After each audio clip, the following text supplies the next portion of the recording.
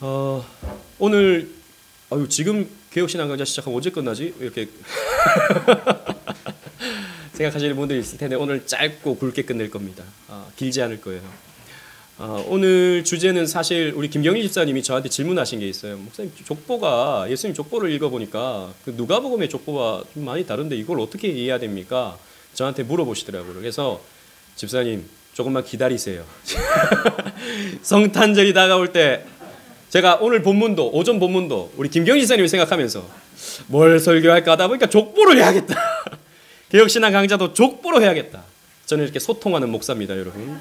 여러분들이 질문하는 게 있으면, 여러분들이 궁금한 게 있으면 나중에 제가 또 Q&A 시간을 가질 거예요. 올 한 해 여러분들이 궁금해하는 것들 좀 이렇게 한번 던져볼 수 있는 그런 질문들에 대해서 제가 답변할 수 있는 그런 시간도 좀 가져보려고 하는데요. 아무튼 질문을 해주셔서 거기에 대한 답변으로서 오늘 성탄 특집 우리 개혁신앙 강좌 가지도록 하겠습니다.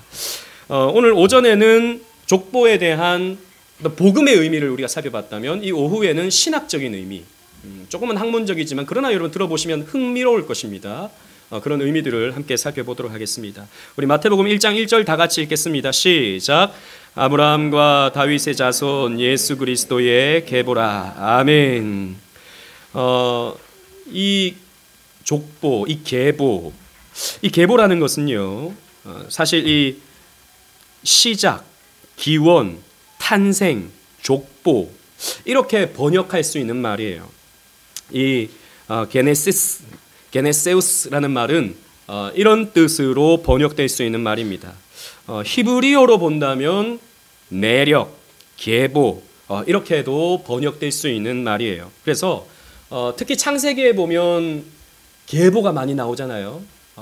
이제 아담부터 시작해서 쭉 계보가 나오고 또 그 이후에 아브라함부터 시작해서 계보가 나오고 이런 계보가 나오는데 그것을 가리켜서 신학적으로 히브리어도 이렇게 톨레도트라고 되어 있습니다. 이 내력은 이러하니라, 이 족보는 이러하니라, 톨레도트. 이 톨레도트가 이제 헬라어로 번역되었을 때 이제 게네세우스라는 말, 게네시스라는 말로 번역될 수 있는 거예요. 그래서 이 톨레도트라는 게 창세기에 많이 나타나기 때문에 이 창세기의 헬라어 이름이 게네시스가 되었고 이것이 영어로 이제 제네시스가 된 겁니다. 그래서 시작 혹은 족보, 계보 이런 의미를 담고 있다라는 것이죠.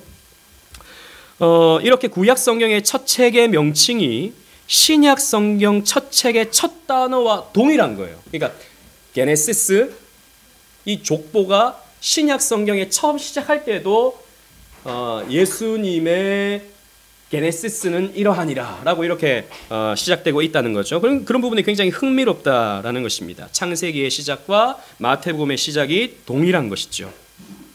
이렇게 창세기가 역사의 시작을 말하는 것이라면 이 마태복음의 이 게네시스라는 말이 시작되는 것은 새로운 세상이 시작되었다라고 하는 그런 의미를 담아내고 있는 것이죠.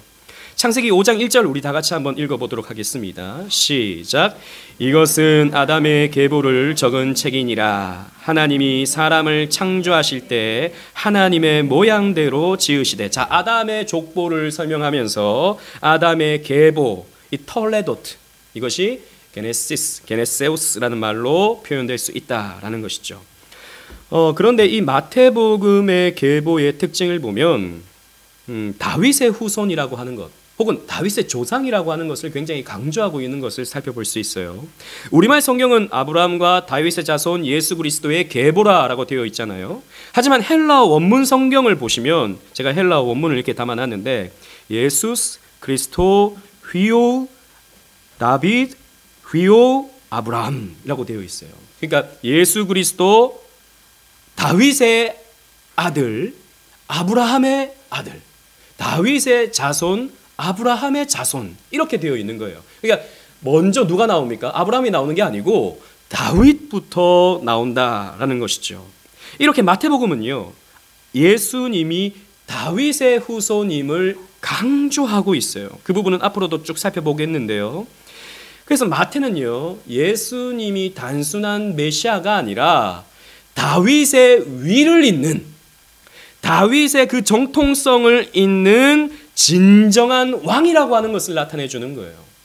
제가 오전에도 말씀드렸다시피 다윗이라고 하는 것은 왕의 상징입니다. 선왕의 상징이에요. 다윗 그러면 좋은 왕, 우리가 존경해야 되는 왕, 우리의 지도자라고 유대인들은 생각했다라는 것입니다. 그런데 다윗이 본질이 아니고 다윗이 본체가 아니고 사실 그분의 본체는 그분이 이 다윗이 설명하는 바는 궁극적으로 예수 그리스도다라고 하는 것을 이 족보가 가르쳐 주고 있는 것입니다. 그래서 마태복음에 보면요, 예수님을 가리켜서 다윗의 자손 예수여라고 하는 표현이 계속 나오는 거예요. 마태복음 21장 9절 말씀 다 같이 한번 읽어보도록 하겠습니다. 시작.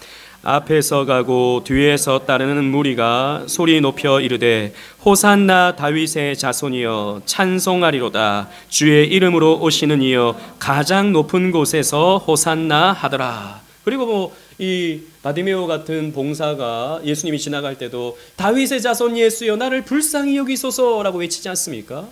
예수님을 계속해서 다윗의 자손이라고 부각시키고 있다라는 것이죠. 그것을 이 마태복음 첫 장면에서 부각시킴으로 말미암아 예수님은 그 다윗이 예표했던 그 왕의 본체다라고 이렇게 선언하고 있는 것과 같다라는 것이죠. 하지만 일반적인 족보는 조상부터 기록하고 이후의 후손들을 이렇게 기록하고 있는 순서를 갖지만 마태는요 반대를 가지고 있어요. 반대. 즉 예수 그리스도의 이름을 먼저 언급하고 있죠. 이는 아브라함과 다윗의 자손 예수 그리스도의 계보라라고 하고 이제 쭉쭉쭉쭉 계보가 이어지는 것을 볼 수 있습니다.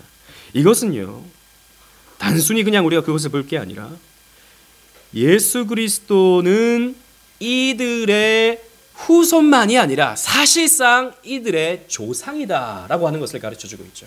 즉 그 근원이 예수님에게 있다라고 하는 것을 가르쳐주고 있는 것입니다. 요한복음 8장 56절 또 다 같이 읽어보도록 하겠습니다. 시작. 너희 조상 아브라함은 나의 때 볼 것을 즐거워하다가 보고 기뻐하였느니라. 예수님께서 이렇게 말씀하시는 거예요. 아브라함이 나의 때를 보고 기뻐했어. 아니 아브라함과 예수님의 그 시간적 차이는 약 2000년의 차이가 나거든요. 2000년 전의 아브라함인데 그 아브라함이 예수님을 보고 기뻐했다라는 거죠. 왜 기뻐했습니까? 오실 예수 그리스도가 선지에 계신 하나님의 아들이라는 것을 아브라함은 알고 있었다는 거예요. 그러니까 예수님은 모든 유대인들의 조상이고 근원이다라고 하는 것을 이 족보가 가르쳐주고 있다는 것입니다.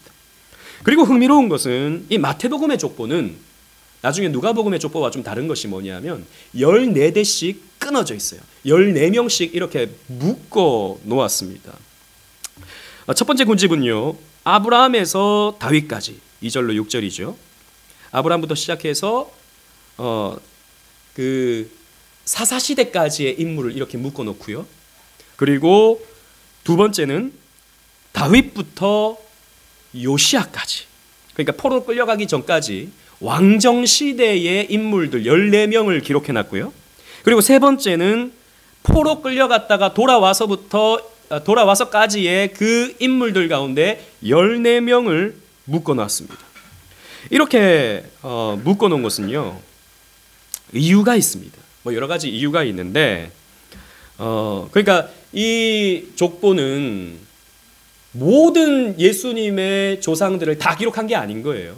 일부러 14에 맞춰가지고 마태가 이렇게 드러내고 싶은 어떤 메시지를 주고 싶은 사람들의 이름만 기록해 놓은 것입니다. 이에 대해서 몇 가지 주장들이 있는데 이 14라는 숫자가 첫 번째는 별다른 이유가 없다. 그냥 외우기 쉽게 하기 위해서 14명씩 그냥 묶어 놓은 거다. 이렇게 주장하는 사람이 있어요. 하지만 이렇게 보는 것은 너무 좀 가난한 해석이죠. 두 번째는 완전수. 여러분 완전수가 7이잖아요. 7이 두 번 곱해진, 그러니까 7의 두 번 반복은 더 완전한 뭐 그런 의미를 가진다라는 것이죠. 그리고 이게 세 번 반복되지 않습니까? 이 세 번이라고 하는 것은 삼위 하나님을 드러내는 숫자예요. 그러니까 하나님이 역사하신 완벽한 구속사의 이야기라고 하는 그런 차원에서 이렇게 14대씩 세 번 끊어서 설명했다라고 주장하는 학자들이 있습니다. 뭐 꽤나 괜찮은 해석이에요. 하지만 좀 더 궁극적인 해석은 뭐냐면 당시 유행하던 게마트리아라고 하는 이 문학적 방법을 사용한 거예요. 게마트리아. 히브리어는요, 숫자가 없어요. 우리는 아라비아 숫자를 통해서 숫자를 표현하지 않습니까? 근데 히브리어는 숫자가 따로 없어요. 그러니까 히브리어 알파벳이 숫자 대용이 됩니다. 알렙, 베타, 김멜, 달렛 이렇게 쭉 이어가는 그 히브리어 알파벳이 숫자로 표현돼요. 그래서 여러분 재밌는 것은 다윗의 이름이 있지 않습니까? 다윗의 이름을 히브리어는 원래 모음이었거든요. 자음밖에 없습니다. 어떻게 쓰냐면 이렇게 써요.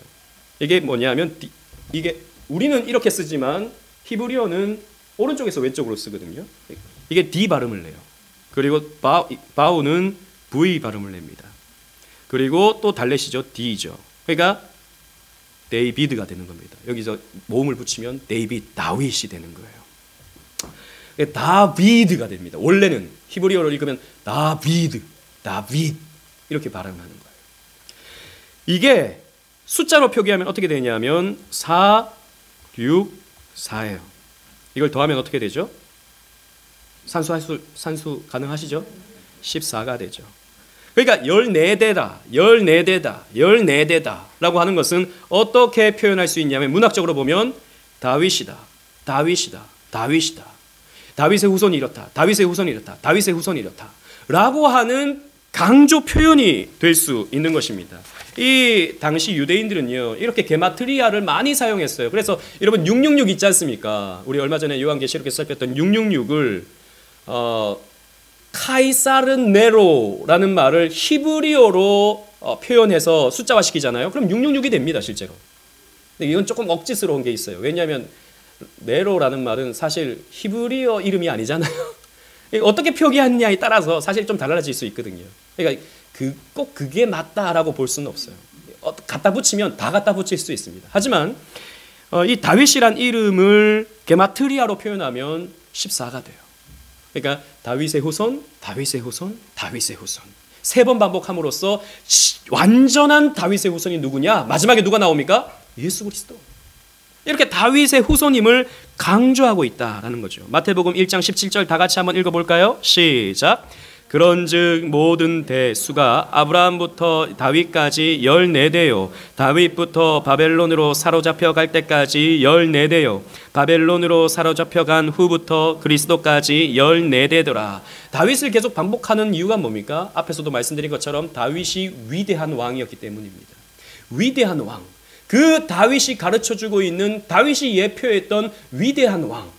그분이 바로 예수 그리스도다. 그분은 우리를 선으로 통치하시고 우리를 가장 강력한 왕국으로 세우실 분이다 라고 하는 것을 가르쳐 주는 것이죠. 그리고 이 족보가 담고 있는 2번이 아니고 사실 4번이죠. 이 메시지는 또 뭐냐면 예수님은 역사 속의 그리스도다라고 하는 것을 가르쳐 주죠. 여러분 족보를 소설에서 만들어낼 이유는 없어요. 그죠? 족보라고 하는 것은 사실을 기록하는 것입니다. 물론 이것을 헤롯 왕처럼 윤색해서 조작은 할 수 있지만 조작을 하는 이유도 내 사실이 이런 거야 라고 말하기 위해서 기록하는 것이지 족보라고 하는 것은 그냥 소설 속에 혹은 신화 속에 등장하는 게 아닙니다. 그래서 고대 근동의 어느 신화도요 족보를 담아내고 있지는 않아요. 그래서 사람들이 이 창세기를 자유주의 신학자들은 창세기를 신화다라고 말하지만 족보를 담고 있는 것은 넌센스입니다. 그들에게 있어서. 이 족보가 담겨져 있다는 것은 어떤 의미입니까? 역사적 사실이다라고 하는 것을 가르쳐주죠. 그리고 다윗을 통해서 주신 언약을 예수님을 보내주심으로 하나님께서 성취해 주시는 것입니다. 하나님은 예수님을 하늘에서 보내셨지만 인간의 혈통을 통해서 태어나게 하시는 거죠. 그래서 여러분 예수님을 우리가 생각할 때 예수님의 아주 중요한 속성 무엇입니까? 예수님은 참 하나님이시면서 동시에 참 인간이시다라고 하는 거죠. 여러분 하나님이 족보는 필요가 없습니다. 인간에게 족보가 필요하죠.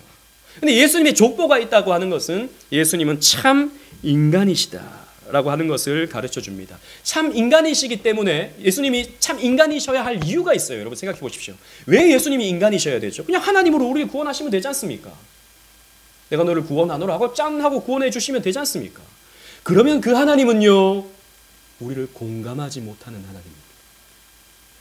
예수님은 사람이 되심으로 우리를 공감하실 수 있는 분이에요. 우리가 힘들 때 함께 그 힘든 마음을 아시고요. 우리가 슬프고 외로울 때 그 슬프고 외로운 마음을 누구보다도 잘 아시면서 옆에서 응원해 주실 수 있는 분이 바로 우리 예수님이시죠. 그리고 우리를 대신해서 죽으실 수도 있죠. 하나님은 죽으실 수가 없습니다. 그러나 예수님은 인간이시기 때문에 우리를 대신해서 죽으실 수도 있죠. 우리를 대표해서. 첫사람 아담이 우리를 대표해서 순종하는 데 실패했다면 예수님은 참 인간으로서 두 번째 인류의 대표로서 순종해내시는데 성공하셨고 우리를 대신해서 죽으시는 거죠. 참 인간이시기 때문에 가능한 것입니다. 그래서 역사 속의 그리스도다, 인간이신 그리스도다라고 하는 것을 이 족보를 통해서 가르쳐주는 것이죠. 자, 그렇다면 가장 심각한 문제, 이 마태복음의 족보와 누가복음의 족보의 차이점이 나타나는데 이것을 우리는 어떻게 이해할 수 있는가? 여러분, 그렇잖아요. 성경은 무오하지 않습니까? 성경은 오류가 없지 않습니까? 근데 성경을 읽다 보면 모순되는 점들이 많이 발견되죠. 앞으로 우리가 그 부분에 대해서도 기회가 된다면 많이 살펴볼 것입니다. 똑같은 장면인 것 같은데 표현과 상황이 달라요. 장소가 달라요. 예를 들자면 예수님에게 향유를 부은 여인 사건이 있지 않습니까? 이게 복음서마다 장소가 다르고 내용이 달라요. 아니, 그러면 이걸 어떻게 받아들여야 되는가? 그럼 표기할 때 다르게 표기했다면 그럼 오류가 있는 것은 아닌가? 라고 하는 질문이 생길 수밖에 없죠. 제가 이것까지 설명하면 근데 오늘 못 가니까 오늘은 족보에, 그건 나중에 이제 곧 앞으로 여러분들에게 설명드리겠습니다만, 오늘은요 이 두 족보의 차이에 대해서만 좀 설명을 드리도록 하겠습니다. 먼저 구성면에서의 차이를 좀 생각해 볼 필요가 있는데요. 첫 번째는 마태는 아브라함부터 시작해서 예수님으로 내려가는 족보를 그려줘요. 하지만 누가는 예수님부터 시작해서 쭉쭉 올라가는 역순의 족보를 가지고 있습니다. 올라가서 어떻게까지 올라갑니까? 하나님에게까지 도달해요. 그러니까 아브라함을 뚫고 올라가서 이제 아담까지 올라가고 하나님에게까지 올라가는 족보를 드러내주죠. 두 번째 차이점은 마태는 예수님이 다윗과 아브라함의 후손이라는 것을 강조해요. 믿음의 후손, 그리고 왕의 후손이라고 하는 것을 강조하죠. 하지만 누가는 다윗과 아브라함의 이름을 단순히 언급만 할 뿐 거기에 강조점을 두지 않습니다. 거기에는 뭐 여러 가지 이유가 있어요. 좀 이따 또 설명드리겠습니다만, 유대인들에게 있어서 마태복음은요 대상이 이제 읽게 하는 대상이 유대인이었습니다. 유대인들에게 있어서 가장 유명한 조상이 누구냐? 아브라함과 다윗이죠. 그러니까 그 혈통을 이어받은 분이 예수님이다라고 하는 것을 강조하는 거예요. 사실 누가복음은 달라요. 누가복음의 독자 대상은 누구냐면 이방인입니다. 누가부터가 이방인이니까, 헬라인이었으니까. 헬라인을 대상으로 했다 보니까 아브라함과 다윗 굳이 뭐 이렇게 혈통 얘기할 필요가 없어요. 모든 인류의 조상이 누구냐? 그 근원이 누구냐? 하나님이다. 너희들이 인간이라면 다 하나님의 자녀들이기 때문에 당신들은 이 하나님을 믿어야 되고 하나님이 보내신 예수님을 믿어야 된다라고 하는데 강조점을 둡니다. 그러니까 아브라함과 다윗을 굳이 언급할 필요가 없는 것이죠.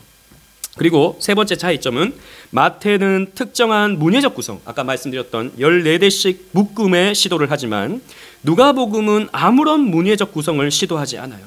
그러니까 게마트리아를 사용하지 않는다라는 것입니다. 이런 차이점이 나는 까닭은 앞에서 말씀드렸습니다. 마태복음은 유대인을 대상으로 기록했지만 누가복음은 이방인을 대상으로 기록했기 때문이에요. 그래서 마태복음은 예수님이 다윗의 후손이야. 그래서 다윗이 이렇게 가졌던 그 선왕의 특징들을 예수님께서 더 폭발적으로 가지셔라고 하는 것을 강조했다면, 누가복음은 너희들은 하나님의 자녀들이야. 너희들은 하나님이 보내신 예수님을 믿어야 돼 라고 하는데 강조점을 두고 있다라는 겁니다. 그래서 표기상 이 두 족보가 다르죠. 문예적 구성상 이 족보의 구성이 다릅니다. 하지만 이거는 별로 중요하지 않아요. 뭐 그렇게 다르구나. 얼마든지 달라질 수 있죠. 하지만 이름이 다른 건 이건 좀 힘든 거예요. 그죠? 우리 김경희 집사님 그게 힘드셨잖아요. 이거 어떻게 받아들여야 이름이 다른 건 족보가 다른데 어떻게 이걸, 그러면 누군가가 맞다면 누군가는 틀린 거잖아요. 누가가 맞다면 마태가 틀린 거고, 마태가 맞다면 누가가 틀린 거죠. 이것을 우리는 어떻게 받아들여야 되는가? 사실 이 부분은요, 신학자마다 달라요, 설명이. 그리고 여러 가지의 정말 어마어마한 주장들이 있습니다. 그래서 제가 이걸 다 소개해드리면 또 집에 못 가요. 그래서 가장 보편적이고 가장 많은 신학자들이 설명하는 이론만 설명을 드리도록 하겠습니다. 어디가 다르냐면, 아브라함과 다윗의 족보는 아브라함부터 시작해서 다윗까지는 같아요. 누가복음, 마태복음. 하지만 다윗부터가 틀려져요. 여기 보십시오. 다윗이 있잖아요. 다윗이 있는데 마태복음은 그 예수님의 족보가 어디로 가냐면 솔로몬으로 갑니다. 우리 잘 아는 솔로몬. 하지만 누가복음은 이 다윗 아래로 누가 가냐면 나단으로 갑니다. 나단. 이 다윗의 아들 가운데 나단이 있었거든요. 이 벳세바가 낳은 아들 중에 나단이 있었어요.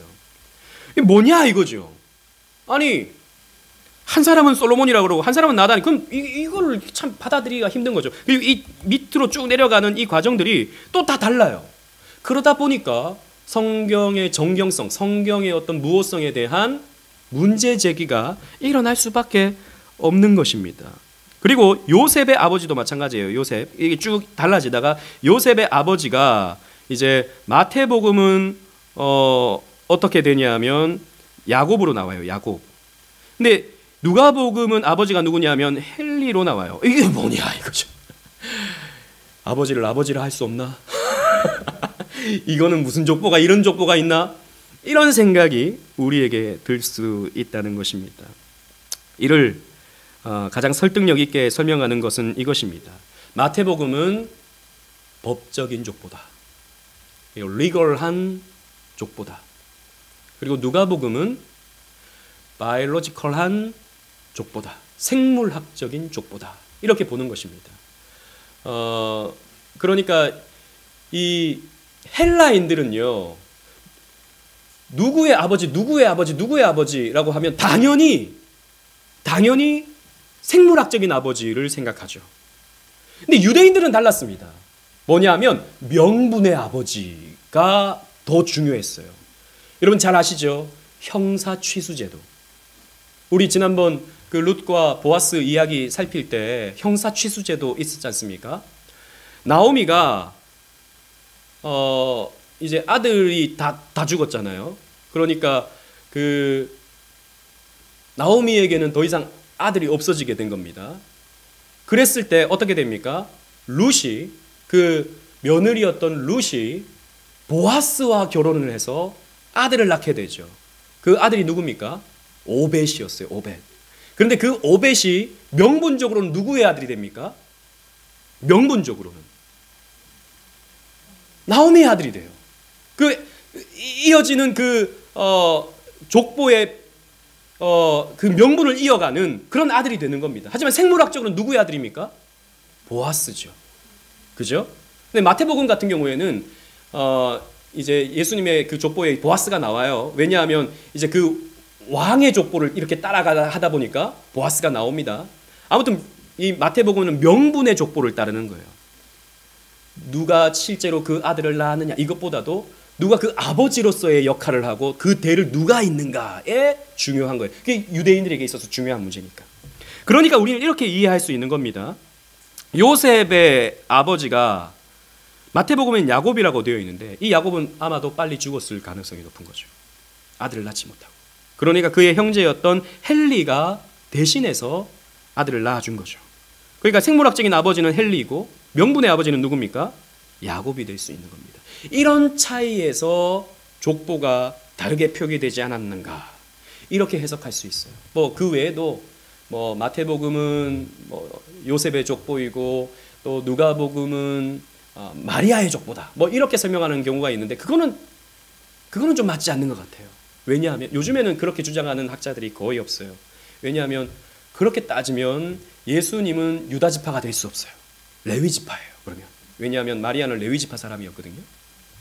이런 문제가 발생하는 겁니다.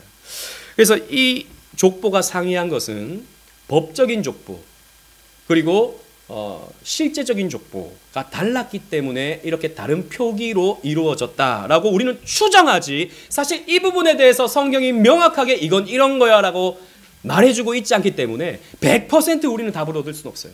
우리는 추측할 뿐입니다. 가장 합리적인 추측은 이런 차이로 인해서 다르게 기록되었다라고 볼 수 있는 것이죠. 이런 면에서 봤을 때 우리는 성경을 받아들이는데, 성경을 정경으로 받아들이고 성경은 진리의 말씀, 오류가 없는 말씀으로 받아들이는데 전혀 문제가 없게 됩니다. 대상이 누구냐에 따라서 표기가 달라지는 거죠. 유대인이냐 아니면 헬라인이냐, 이 차이로 이렇게 달라지게 되었다라고 하는 사실 알고 보면 별거 아니었다. 뭐 이거 크게 중요하지 않은 것 같다 라고 여러분 생각하셔도 됩니다. 크게 중요하지 않아. 이게 우리의 구원과는 하등 상관이 없죠. 하지만 우리가 성경을 받아들이는 데 있어서 걸리는 부분은 우리가 설명하고 넘어가는 것이 유익하다. 유익하시죠?